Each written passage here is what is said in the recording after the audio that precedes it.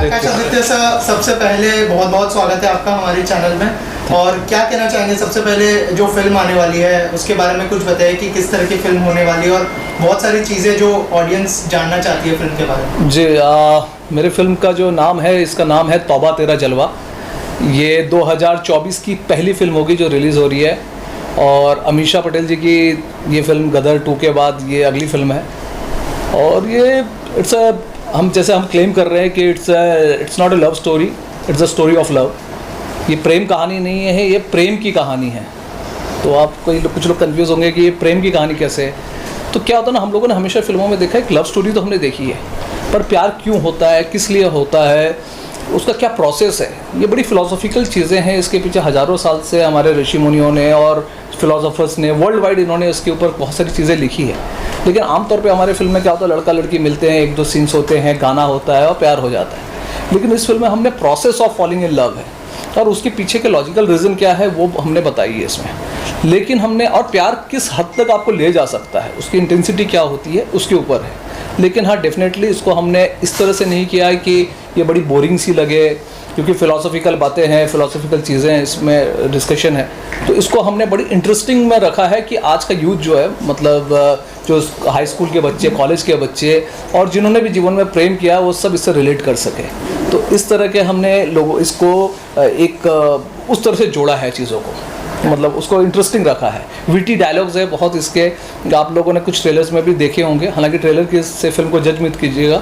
Film बहुत भव्य है, बहुत अलग लेवल पे है और मैं आप लोगों के थ्रू ये मेरा एक तरह से कह सकता हूँ, मैं पूरी रिस्पॉन्सिबिलिटी के साथ कह रहा हूँ कि अगर फिल्म अच्छी ना लगे तो आपके चैनल के नीचे जाके लोग हमें क्रिटिसाइज़ कर सकते हैं और मैं आके उसको लाइक करूँगा। ये मैं आप लोगों से प्रॉमिस कर रहा हूँ कि अगर किसी को भी लगता है कि ये फिल्म अच्छी नहीं, ऑडियंस से कोई भी देखने का तो अच्छी ना लगे, आगे बिल्कुल लिखे, मैं खुद आके लाइक करूँगा उसको।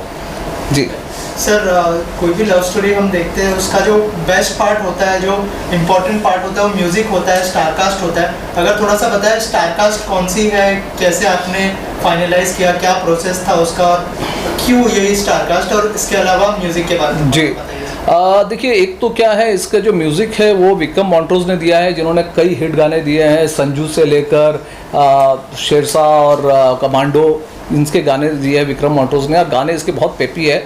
आजकल में शायद ये जी म्यूज़िक पे अभी शुरू भी हो गया होगा, आप लोग जाके देख सकते हैं। बहुत कमाल के उसके गाने हैं, एकदम तुरंत हिट होने वाले गाने हैं। और जो हम कास्टिंग की बात करें तो इसमें हमारे जैसे इनको मैं क्या कहते हैं, अमीषा जी को मैं पहले से जानता था, मैं गदर में असिस्टेंट डायरेक्टर था। तो यूँ कह सकते हैं कि अनिल जी की फिल्म अभी आई और गदर 2, उसके बाद अमीषा जी की अगली फिल्म जो है उनके असिस्टेंट आकाश आदित्य लामा के साथ है, अनिल जी एंड आकाश आदित्य। तो उस तरह का ये संयोग है, ऐसा कुछ हमने सोचा नहीं था। और लव स्टोरी है इसमें। मुझे जो लैला खान है, जो ये भी एक संयोग है कि सकीना अली और लैला खान, अमीषा जी की एक जर्नी है सकीना अली से लैला खान तक की। तो ये लैला खान का कैरेक्टर जो है वो एक फ़िलासफ़ी की स्टूडेंट है, वो फ़िलासफ़र है, लंदन से आई है और वो उनकी जो है एक सोच है प्यार को लेकर, एक तरह से कह सकते हैं कि वो लव गुरु की तरह है। लेकिन जब लव गुरु को खुद लव हो जाए तो क्या होता है, तो इस तरह का कैरेक्टर है।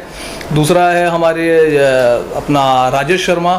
राजेश जी जो है वो उनका नाम है सैयद अहमद, प्रोफेसर है वो बेसिकली, और वो भी फ़िलासफ़र है और वो ओशो के बड़े भक्त है। मतलब हमने दिखाया है कि ओशो के, ये बड़ा यूनिक लगेगा कि ऐसा, लेकिन एक्चुअली जो अमीषा जी का कैरेक्टर है ये भी एक रियल लाइफ कैरेक्टर से इंस्पायर्ड है। और जो राजेश शर्मा जी ने जो कैरेक्टर किया वो भी एक्चुअली रियल लाइफ से इंस्पायर्ड है। उनको मैं मिला हूँ रिसेंटली, कुछ समय स्क्रिप्ट लिखने से पहले, हैदराबाद के हैं वो, खान साहब है, तो उनसे मैं मिला था। तो उन्होंने वो ओशो के बड़े फॉलोअर थे, ओशो को बहुत कोट करते थे, उनसे इंस्पायर्ड होकर ये कैरेक्टर बना राजेश शर्मा जी का, professor Syed.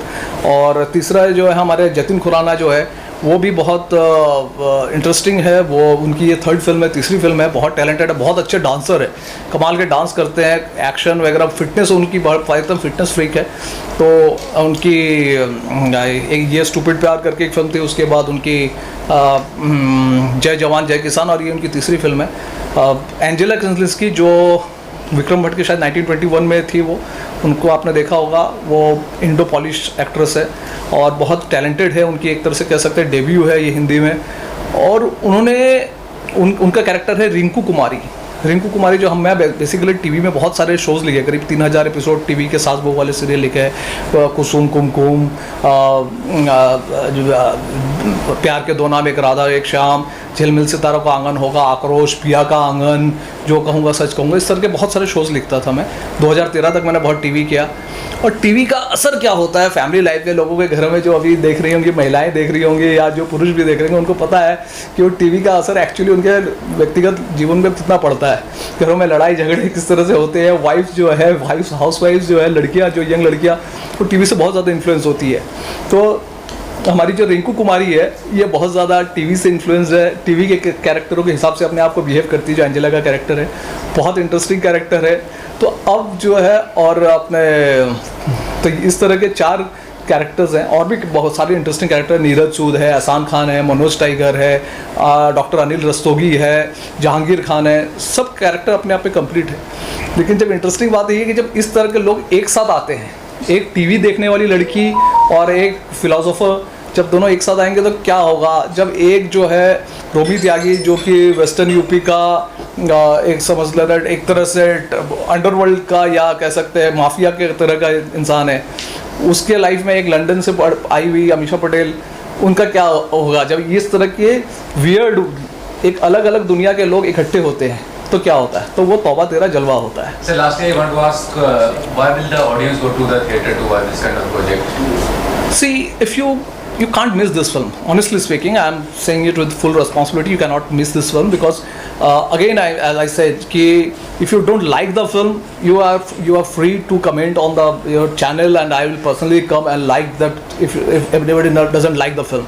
The reason is that film is it's not love story. It's a story of love. प्यार को किस तरह से हमने प्रेजेंट किया है, ये अपना बच्चा सबको प्यारा लगता है। हर डायरेक्टर फिल्म रिलीज़ होने से पहले ऐसे ही बैठता है और बड़ी बड़ी बातें करता है कि मैंने कमाल फिल्म बना दी है, मैंने कमाल कर दिया। तो हो सकता है इस समय लोगों को लगे फिल्म कमर्शियली कितना करेगी नहीं करेगी ये भी मुझे नहीं पता, लेकिन जो भी इस फिल्म को देखेगा आई एम श्योर उसको फिल्म बुरी नहीं लगेगी। मैं I can say this with complete responsibility, with full responsibility, you will love the film, that I can assure you. Akash भाई, जो एक डायरेक्टर होता है, एक फिल्म मेकर होता है, he works very hard for any subject to come on board. उसके बाद फिल्म रिलीज़ होना वो भी एक प्रायोरिटी होती है, प्रॉपर तरीके से रिलीज़ हो। एज अ फिल्म मेकर आपको इतना वक्त क्यों लगा to come on to the next project and then फिर ये पर्टिकुलर पीरियड सिलेक्ट करना कि भाई चलो रिलीज़ हो सकती है और अच्छे पैमाने पे कुछ रिलीज़ हो जाए? जी, एक्चुअली मेरी पहली फिल्म तो 2012 में रिलीज़ हुई थी एज अ कमर्शियल फिल्म। मैं एक्चुअली इनफैक्ट मैं I came to Bombay as to become a director. I never wanted to be an actor. कुछ लोगों को शक्ल से मैं एक्टर जैसे दिखता हूँ, लेकिन I never wanted to be an actor because I am not a good actor first of all. Though I have acted some time, जब मैं कोई शो लिख रहा था, टीवी शो, तो प्रोड्यूसर ने कहा यार कर लो थोड़ा रोल, तो but I was never a good actor. मतलब हालांकि एक्टिंग किया तो काफ़ी फेम में मिला था। कुछ लोग जो देख रहे होंगे पिया का आंगन, जो कहूँगा सच कहूँगा, उस समय मैंने किया था, बट एक्चुअली मैं उसमें राइटर था, मेनली राइटर था, तो उसकी वजह से किया। लेकिन then I started my theatre group. Basically I am from theatre. मेरा पहला नाटक था जो काफ़ी क्रिटिकली एक्लेम्ड था, लिखा हुआ मोहनजोदड़ो, जो मैंने बहुत कम एज में लिखी थी। उस नाटक की वजह से जो है मेरा काफ़ी बहुत सारे टीवी के स्टार्स हैं जो उस नाटक से जिन्होंने अपने करियर की शुरुआत की, जोधा अकबर सीरियल की जोधा, फिर वो परिधि, देवोलीना भट्टाचार्य, मिताली नाग, ये लोग वो हुआ। लेकिन क्या हुआ, मैं उस फिल्म के बाद mostly I was into theatre and then I was into social work. मैंने बहुत ज़्यादा, मैं कई बीच में बहुत साल सामाजिक कार्यों में रहा and then I made the first Nagamese film. Nagaland की पहली फिल्म जो है उसका क्रेडिट भगवान की कृपा से मुझे मिलती है कि वो फिल्म मैंने बनाई नानी तेरी मोरनी के नाम से, और वो फिल्म काफ़ी क्रिटिकली एक्लेम्ड फिल्म है। आप लोग अगर उसके बारे में पता करेंगे तो आपको पता चलेगा कि वो 2018 में गोवा में इफ़ी होता है, उसमें इंडियन पैनोरामा सेक्शन में वो फिल्म सेलेक्ट हुई थी। वो एक नागालैंड की छोटी बच्ची है मोनबिनी जुंग, उसकी लाइफ के ऊपर बेस्ड है ना, जिसने 2014 की सबसे छोटी बच्ची जिसको नेशनल चिल्ड्रन ब्रेवरी अवार्ड मिला था, जो बाल वीरता पुरस्कार होता है, वो मिला था उस बच्ची को, तो वो था। फिर उसके बाद मैं दूसरी चीज़ों में लगा हुआ था। फिर then I started this film, हमने इस पर काम करना शुरू किया, इसके स्क्रिप्ट पे, Tauba Tera Jalwa. I wanted to come back फिर again as a commercial director, क्योंकि नानी तेरी मोरनी जैसा अभी यूनिसेफ ने भी दिखाई है, साल भी लास्ट ईयर भी गोवा इफ़ी में यूनिसेफ ने उस फिल्म को दिखाई, धनक, नागेश कुंगटोर जी की धनक, और मेरी फिल्म भी थी उसमें नानी तेरी मोरनी। लेकिन फिर मुझे लगा I want to make a commercial film, because that gives you पैसे भी मिलते हैं and you go to wider audience. So I wanted, मतलब मैं चाहता था मेरे चीज़ों को ज़्यादा लोग देखें। So then this idea came, but by the time we started the film Covid आ गया। कोविड के बाद यू नो कि सारी चीज़ें बहुत बदल गई हैं, तो हमारे लिए फिल्म मेकर्स के लिए स्पेशली जो है पूरा एक सिनेमा का सिनेरियो चेंज हो गया, व्यूइंग चेंज हो गई है, सारी चीज़ें चेंज हो गई है। लोग जिस तरह से अपना लोग सोचने लगे OTT में फिल्म आ जाएगी, जैसे हमारी फिल्म अभी तक कोई OTT में आने का ऐसा प्लान नहीं हमने रखा है। हमारा बहुत क्लियर था, हम थिएटर में ही लाएंगे फिल्म को। तो थिएटर में आने के लिए थोड़ा सा ऑडियंस अब आने लगी, तो ये हमारे लिए सही समय था। तो ठीक है, फिल्म हालांकि उस हिसाब से अगर आप, क्योंकि हमारी फिल्म उस समय बहुत एडवांस थी, समय के से एडवांस थी, तो इसीलिए नीदर टेक्निकली नॉ स्क्रिप्ट वाइज आपको स्टेल नहीं लगेगी ये फिल्म। आप जब देखिए पुरानी नहीं लगेगी, आप जब थिएटर में देखेंगे आपको बिल्कुल फ्रेश लगेगी आज की फिल्म है, क्योंकि हमने शायद समय से थोड़ा पहले बना ली थी इस फिल्म का सब्जेक्ट, और इसका जो ट्रीटमेंट था वो थोड़ा समय से एडवांस था। हालांकि कोविड में लोगों का थोड़ा टेस्ट चेंज हुआ है, क्योंकि हमने बहुत सारे वर्ल्ड सिनेमा देखा, हमने OTTs को देखा है, तो उसके हिसाब से। लेकिन definitely this film will stand out because it's a different film, it's a different cinema. Akash भाई, आपने बात की डायरेक्टर और एक्टर की, यू नो जी। लेकिन हम तो अभी देख रहे हैं कि जैसे डायरेक्टर उसका Anurag Kashyap, he is also doing good as an actor. Tigmanshu Dhulia है, द कैंगो वासेर में देखा, ये लोग भी जो यू नो कहते हैं कि एक डायरेक्टर काफ़ी अच्छी तरीके से समझ पाता है एक एक्टर की, जो ऑफकोर्स उसी ने बनाई है फिल्म, उसी ने लिखी हुई है। तो I mean as a person, अगर आपको एक प्रॉपर तरीके से एक्टिंग का भी रोल अगर आगे कुछ होता है, या आपके ऑफकोर्स ऐसे कुछ है प्लान्स कि करना है या नहीं? बिल्कुल भी नहीं। नहीं, एक्चुअली मैं बता रहा हूँ, जैसे अनुराग कश्यप जी की आप बात कर रहे हो, तो अनुराग कश्यप जी जो है एक्टर ही बनने आए थे। मैं असिस्टेंट डायरेक्टर था और मैंने उनके साथ शूट किया हुआ है। एक जो TVCs होते थे उसमें उन्होंने एक्ट किया था, और वो अभी दिखाऊंगा तो उनको भी बुरा लगेगा, उनकी जो एक्टिंग थी। बट ठीक है, अनुराग जी को, वो मेरे सीनियर भी है, और मतलब तो वो एक्टर बनना चाहते थे। और मुझे टिग्मांशु जी भी मेरे ख्याल से थिएटर करते थे। मैं थिएटर में कभी कभार एक्टिंग करता हूँ, जब मेरे ग्रुप में कोई एक्टर नहीं होता है तो मैं कर लेता हूँ। जैसे मेरी आने वाली जो फिल्म है अगेन इसके बाद जो आ रही है, मिलन होगा कब जाने, वो भी जो है मेरे एक नाटक है शबरी का मोहन, उसके ऊपर बेस्ड है। हालांकि कोविड के समय हमने उसका शो किया था, ऑनलाइन शो किया था, तो कोई एक्टर नहीं था, तो उसमें लीड रोल मैंने किया था। लेकिन जब फिल्म बनाई तो मुझे लगा कि नहीं, मुझे नहीं करना चाहिए, मुझे उसके लिए एक अच्छा एक्टर लेना चाहिए। तो मैंने FTI से एक्टर लिया, और अब जिस लड़की को मैंने लिया था राजनांदगांव से, सुरभि श्रीवास्तव, उसका भी FTI में सिलेक्शन हो गया। तो इस तरह से मेरे साथ जो काम करते हैं, ये भी आपको बता रहा हूँ, सारे एक्टर्स के लिए भी मेरे साथ जो काम करते हैं उनका बहुत अच्छा टाइम आता है। ये मैं बहुत सारे लोगों की टेस्टिमनी दिला सकता हूँ। और जो भी आने वाली फिल्मों के लिए जो भी स्टार्स या एक्टर्स देख रहे हैं वो सुन लीजिए, मेरे साथ आप काम करेंगे तो आपका बहुत भला होगा, है ना।